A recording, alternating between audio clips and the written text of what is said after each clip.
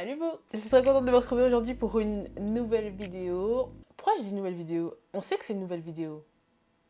Bref, donc aujourd'hui, nouveau concept, voilà. Bon, ça c'est moi en train d'essayer de vous expliquer le concept de ma vidéo. Et autant vous dire que même moi en regardant, j'ai pas compris ce que j'expliquais. Donc je vais essayer de vous réexpliquer ça d'une manière un peu plus claire et concise. Le concept que je vais introduire aujourd'hui s'appelle In But Not From. Ce qui est en gros un raccourci de dans le monde, mais pas du monde. Et c'est un concept qui aura plusieurs séries de vidéos. Donc là, on va voir l'épisode 1, mais il y aura un épisode 2, épisode 3, épisode... voilà. Il y aura plein d'épisodes. Dans ce type de vidéo, je vais parler de sujets auxquels on est confronté dans le monde, sur les réseaux, un peu d'actualité ou pas, auxquels on peut faire face en tant qu'enfant de Dieu, mais auxquels on ne peut pas réagir ou bien agir de la même manière que ceux qui sont dans le monde. Sachez que voilà, c'est un concept où on va beaucoup parler, donc les vidéos vont être longues. Bon, déjà qu'elles sont longues de base, mais là elles vont être encore plus longues. Donc voilà, je vous laisse avec la suite. Donc voilà, si vous aimez déjà ce concept, je vous invite à liker la vidéo. On va directement commencer. Je pense que pour les intros, je parle un peu beaucoup. Voilà, c'est les intros les plus longues du monde. Bienvenue sur ma chaîne. En tout cas, aujourd'hui, je vais parler de séries, de films, de l'impact de tout ça. Et je vais un peu vous expliquer ce que j'ai pu vivre. Ok, ce que j'ai pu vivre et comment Dieu a un peu remis les choses dans l'ordre dans ma vie par rapport à tout ça. De nos jours, voilà, ma génération surtout, on regarde beaucoup de séries, de films, mais c'est quelque chose au final qui nous paraît assez divertissant, etc., assez léger, mais qui au final est pas si léger que ça. On aurait plein de plateformes, en plus maintenant on a énormément de choses, on a Netflix, Disney+, Amazon Prime, ça ne s'arrête plus. Si on n'a plus rien à regarder, on va sur notre plateforme, si on n'a plus rien, on va sur notre plateforme, bref, ça ne s'arrête plus, on a énormément de contenu pour nos yeux, énormément de contenu à regarder, énormément de contenu pour nous occuper, c'est un truc de fou. Il y a quelques mois, Dieu m'a demandé de réduire ma consommation de séries, voilà. De réduire ma consommation de séries de manière considérable. Et je vais vous expliquer dans cette vidéo pourquoi Dieu m'a demandé ça et comment actuellement je l'applique. Donc je pense que ça va être assez intéressant pour vous, vous allez peut-être vous reconnaître, etc.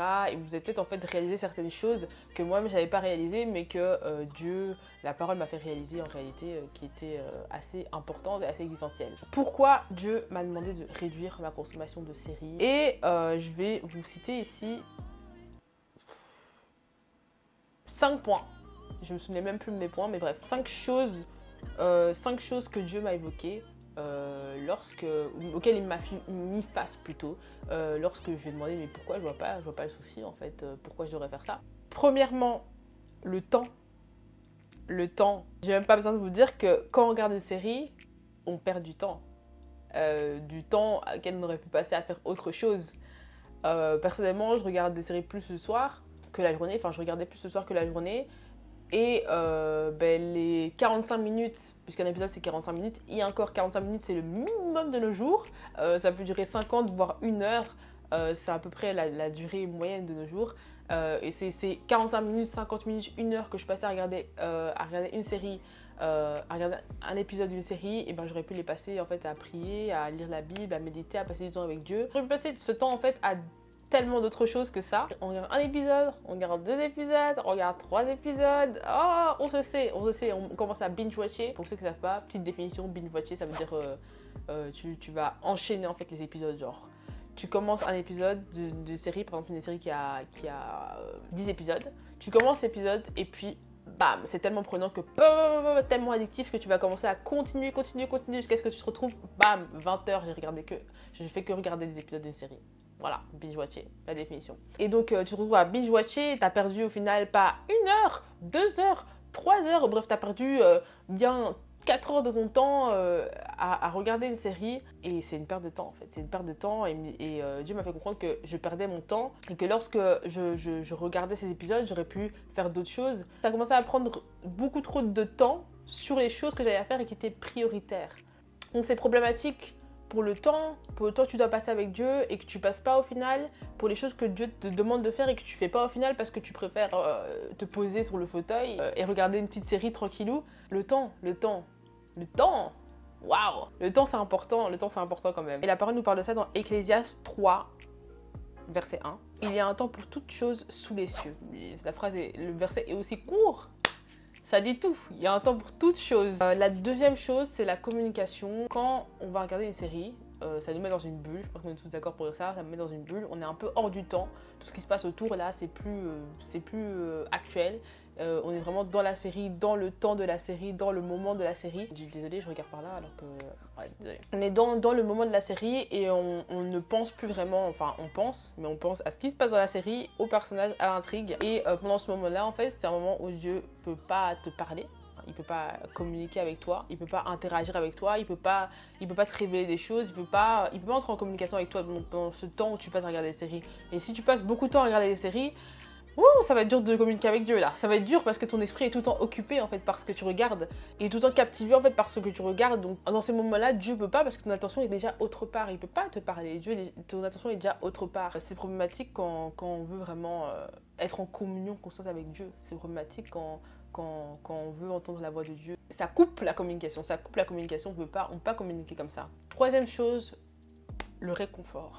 Des fois quand on va regarder des séries, ok je parle pour moi, je vais parler pour moi, mais... Je pense qu'on pourrait vous identifier. Des fois, je regardais une série et je me disais... je regardais une série parce que j'étais dans un mood particulier. Je regardais une série parce que voilà, je journée un peu, voilà, bof, je sais pas trop bien. Et du coup, je regardais une série parce que ça va me mettre de bonne humeur, parce que voilà, ça va être drôle, etc. Et Dieu me fait comprendre que c'était un souci. C'était un souci parce que si tu as besoin de réconfort, si tu as besoin d'avoir un boost de joie, si tu as besoin de tout ça, ben c'est en moi que tu dois venir le chercher. Donc c'est dans ma présence que tu dois venir chercher ça. C'est dans ma présence que tu dois rentrer et c'est pas dans une série, dans un binge watching là que tu dois rentrer. Donc ça aussi c'était problématique du fait que j'allais chercher en fait autre part. Alors, une fois que la série est terminée, c'est fini. Le moment drôle est passé, la joie est passée, donc ça va un peu à rien. Dieu était là, mais oh, je suis là. Je suis là. T'as pas besoin d'aller regarder je ne sais quoi. Je suis là, viens en ma présence et je vais te donner un boost, moi, qui va durer. Et comme le dit la parole, c'est en Dieu qu'on doit trouver sa joie. C'est en lui qu'on doit être réconforté. Donc, j'ai pas besoin d'aller chercher ailleurs, en fait. J'ai pas besoin d'aller chercher cette joie, ce réconfort ailleurs. Là, on va rentrer dans des points très importants, ok, je tiens à le dire. C'est des points, je pense que c'est les points majeurs. Même si les 3 premiers points d'avant sont très importants, ces points-là que je vais citer faut s'en rendre compte, quoi. Je pense qu'on s'en rend pas assez compte et je pense que c'est les points, en tout cas, j'ai réalisé, je me suis dit, ah ouais, waouh, c'est un truc quand même. Le 4e point, c'est ce que tu regardes, ce que je regardais. Certains programmes que je regardais étaient en opposition avec la parole de Dieu. Certaines séries, en fait, que je pouvais regarder étaient en désaccord avec la parole de Dieu, étaient en désaccord avec les valeurs que la parole de Dieu propageait. Où je regardais des séries, par exemple, je citerai pas de nom ici de séries parce que je vais pas faire des pubs. Je vais pas faire des pubs pour ces séries, mais je vais un peu expliquer un peu le contexte de la série. Je vais donner un exemple d'une série où c'était une femme qui détenait un cartel, donc elle vendait de la drogue, des choses comme ça en fait. Et en fait, je regardais cette série avant en fait, de donner ma vie à Christ. En plus, j'étais jeune, mais bref. Je regardais cette série. Et enfin, pas aussi jeune que ça, calmez-vous. Mais j'étais jeune quand même. Et donc, je regardais cette série. Et puis, après, quand je regardais ça par après, en fait, avec le Saint-Esprit, en ayant donné ma vie à Christ, et ben en fait, ça commençait un peu à me déranger. Genre, je regardais, mais ça me dérange. Je voyais la personne, elle vole. Je me dis, ah. Je vois, elle tue. Je me dis, ah, ok. Ça commençait un peu à déranger le Saint-Esprit en fait. Et puis, tout ce truc de cartel, donc vente de drogue, etc. J'étais là, ah ouais, bon, ça c'est mal, hein, c'est mal ça. Donc ça commençait un peu à déranger à l'intérieur de moi. Et je peux donner un exemple aussi d'une autre série que je regardais, dont je ne citerai pas non plus le nom. Où en fait c'était une femme, ça se déroulait en Écosse. C'est pour ça que ça ne va pas l'Écosse. Je l'ai su après, ok, parce que quand je regardais, je savais pas, mais l'Écosse, il y a plein de mythes comme ça, des choses assez bizarres. Je pense que spirituellement, le pays est un peu chelou. En gros, c'est un mythe qui existe, un mythe, enfin, vous allez vite comprendre, mais c'est un truc une légende, entre guillemets, pour eux, une légende, mais qui est racontée qui est vraiment connue, c'est dans le pays en fait. Ils ont plein de légendes comme ça fait partie de l'une d'entre elles. Mais en tout cas, la série en gros, ça racontait une femme en fait qui avait en fait, c'était des pierres comme ça qui étaient tout autour d'elle, genre des grosses pierres, hein, je parle pas de petites pierres, mais c'est des grosses pierres vraiment qui étaient là. Et en fait, lorsqu'elle touchait cette pierre, et ben, elle voyageait dans le temps, elle se retrouvait dans les années moyenâgeuses là, les années vraiment lointaines. Elle se retrouvait là-bas. Au début, je regardais cette série, enfin quand je regardais cette série, je me rendais pas compte. Le scientifique me dit mais en fait, ça c'est de la sorcellerie là. Là, ce que tu regardes là, c'est des choses occultes. Et puis je me suis dit, ah ouais, ok, j'ai vite réalisé, j'ai vite arrêté de regarder la série. Enfin, j'ai commencé à réaliser que ouais, il y avait beaucoup trop de choses que je regardais en fait qui étaient en opposition avec la parole. Et ça commençait à être problématique en fait. Et c'était même plus possible pour moi de regarder parce que en fait, mes pensées, le Saint-Esprit dans mes pensées était là, ouais, ça c'est mal et tout, ça va pas et tout, bref. Et c'était impossible en fait parce que dans mes pensées, c'était la bataille en fait. Et j'étais là, bon, c'est bon, j'arrête cette série et tout, j'arrête. Et donc on voit que énormément de choses qu'on regarde en fait sont en opposition avec la parole, sont en opposition avec les valeurs du royaume, sont en opposition avec ce que Dieu dit qu'on ne doit pas faire, mais là dans la série on voit qu'ils le font, avec comment Dieu dit qu'on doit se comporter, mais là dans la série on voit qu'ils se comportent comme ça. Donc il y a beaucoup de choses qui sont en opposition et qui sont problématiques en fait pour nous parce qu'on ne suit pas ces choses en fait. On suit pas ces choses, donc les regarder en fait c'est assez problématique aussi. La cinquième chose, et pas des moindres, ok, c'est pas des moindres vraiment, c'est l'impact spirituel. Lorsqu'on va regarder un film, une série, ça va avoir un impact spirituel. Et pareil, je me rendais pas forcément compte quand je regardais, parce que bon, des fois je regardais pas des trucs, je regardais pas tout le temps des trucs un peu bizarres, hein, vous inquiétez pas. Je regardais des trucs des fois basiques, genre histoire de la vie, des gens qui vivent leur vie, etc. Rien de bien spécial. Et des fois, il m'est arrivé de regarder d'autres séries, bien sûr, qui n'étaient pas très commodes. Donc, j'ai pu découvrir qu'il y avait un impact spirituel. On dit souvent que quand ce qu'on écoute, la musique du monde, la musique séculaire, a un impact sur nous, c'est pour ça qu'on ne doit pas l'écouter. Mais ce que l'on regarde aussi a un impact spirituel. Il y a un passage dans la Bible, dans Matthieu 6, versets 22 à 23, qui dit « L'œil est la lampe du corps. Si ton œil est en bon état, tout ton corps sera éclairé. Mais si ton œil est en mauvais état, tout ton corps sera dans les ténèbres. Si donc la lumière qui est en toi est ténèbres, combien seront plus grands ces ténèbres ?» Donc si tu regardes des choses qui sont mauvaises pour toi, qui sont ténébreuses, mais ça va t'impacter spirituellement et ça va ramener des choses qui ne sont pas bonnes pour toi dans ta vie. Ça va ramener ça va créer des dépôts, ça va mettre des dépôts qui ne sont pas bonnes pour toi, qui sont pas bons pour toi, pardon. On va prendre comme exemple, l'exemple le plus gros, je dirais, les films d'horreur. J'ai jamais regardé des films d'horreur, parce que vraiment pour moi, enfin, j'ai jamais compris le but d'être effrayé, d'avoir peur, genre regarder un truc pour avoir peur, c'est pas mon délire, ça n'a jamais été, non. Mais il y a beaucoup de gens qui regardent des films d'horreur, je le sais. Donc les films d'horreur, le but quand tu regardes un film d'horreur, c'est d'avoir peur, d'avoir un sentiment d'adrénaline. Posons-nous d'abord la question, est-ce que Dieu transmet un sentiment de peur ? Est-ce que c'est Dieu qui transmet un sentiment de peur? La question est vite répondue. Ce n'est pas Dieu. Dieu ne sème pas la peur. Dieu ne met pas ce sentiment de peur en nous. C'est le diable qui donne le sentiment de peur. Voilà pourquoi nous devons déjà refuser de regarder ce genre de choses. Parce que la peur, ça ne fait pas partie de ce que Dieu veut nous faire transmettre. Ce n'est pas le sentiment que Dieu veut nous donner. Pas du tout. Donc c'est déjà une première chose. On va donner l'exemple. Je vais donner un exemple. Quand tu lis la parole, ce que tu vas lire de la parole va laisser un dépôt en toi.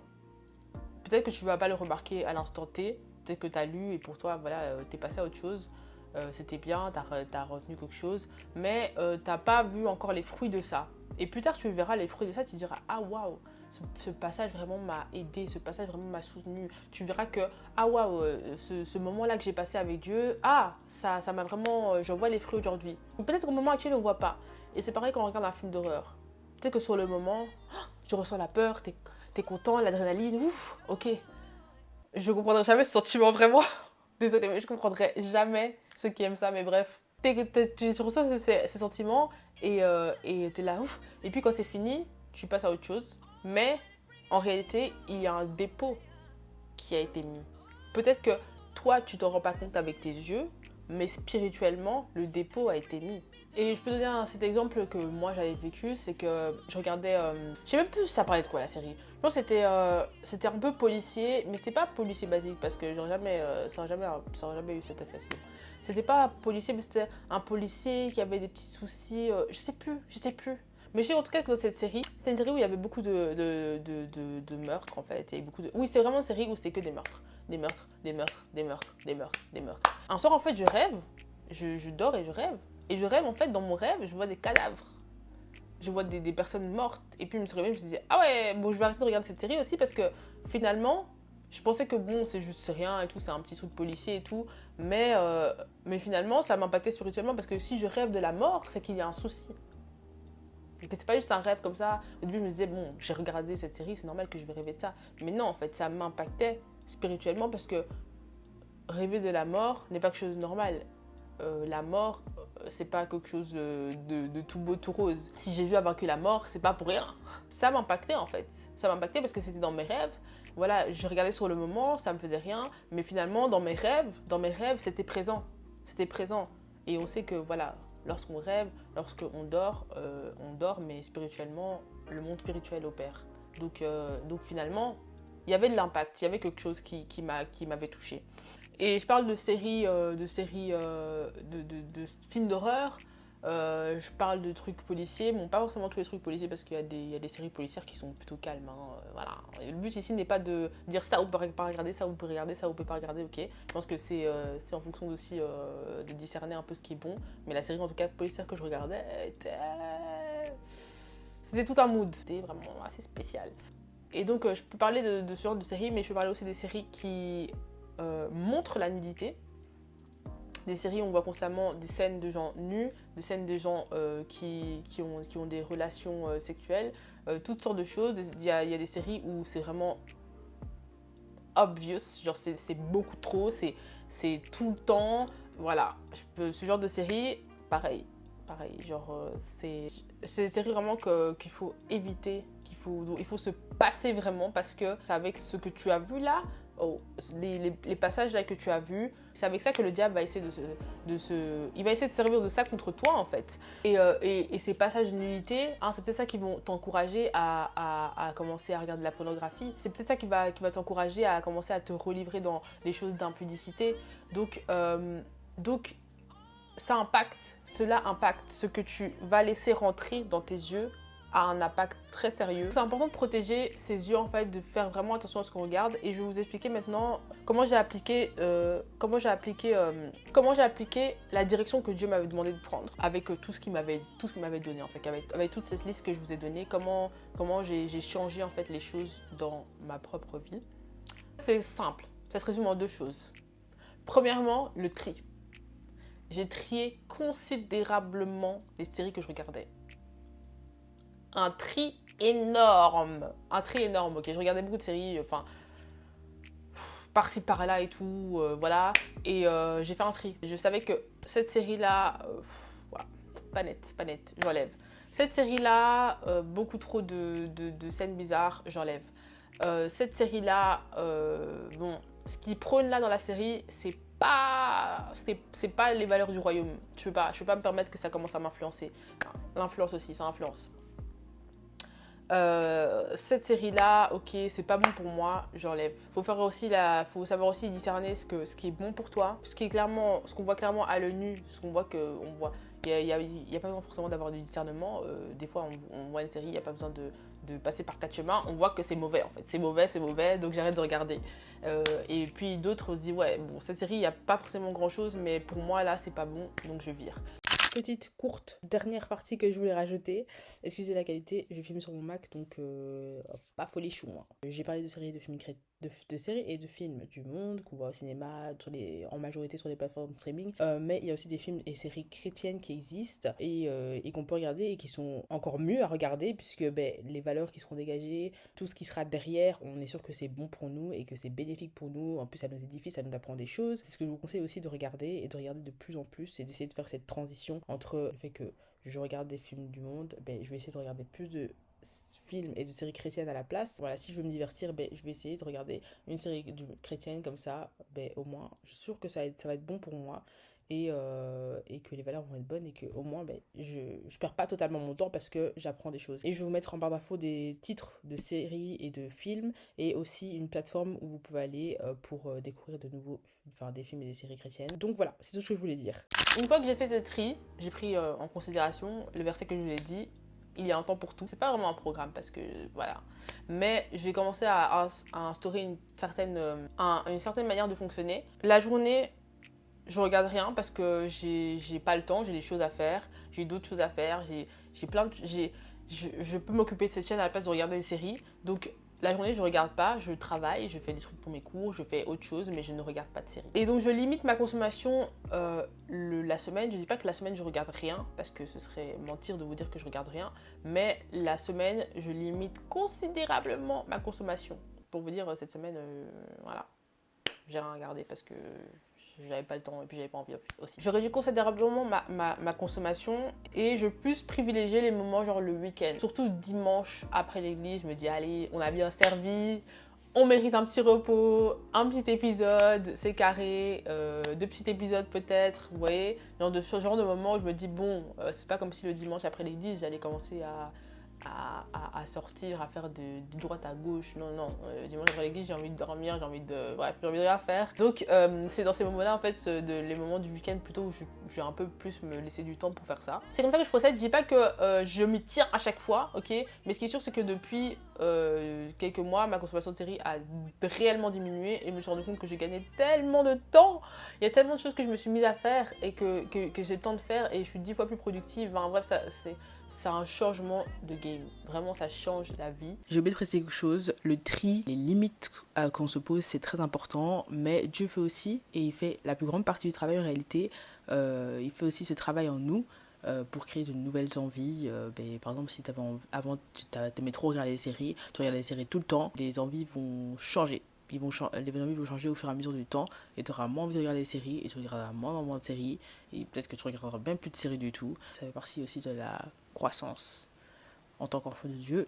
Donc voilà, laissons-le aussi agir, mais faisons notre part aussi parce que voilà, c'est pas pour ça qu'il faut se reposer sur ses lauriers. Voilà pour cette vidéo. J'espère que ça va pu vous donner faire réaliser plein de choses et que ça a pu aussi vous inspirer aussi d'essayer de mettre une nouvelle dynamique dans tout ça. En tout cas, j'étais contente de partager un peu ça en fait. C'est un peu plus chill comme ça qu'un message. C'est un peu plus personnel, c'est un peu plus conseil de moi à vous. Hein. On est plus proches, vous trouvez pas? On est plus proche qu'avant.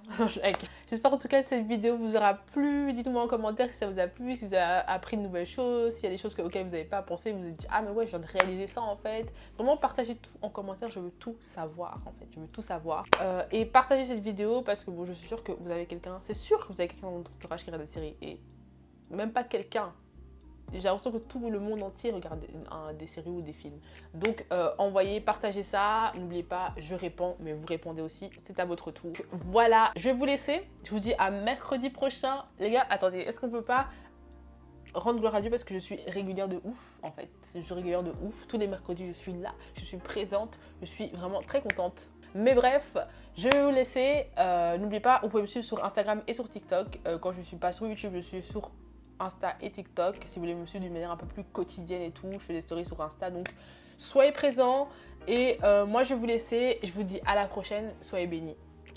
Deuxième vidéo hein, de la journée, je suis très fière de moi. Il est important de se dire qu'on est fier de soi et là je suis fière de moi parce que j'ai bien travaillé. 2 vidéos en un jour.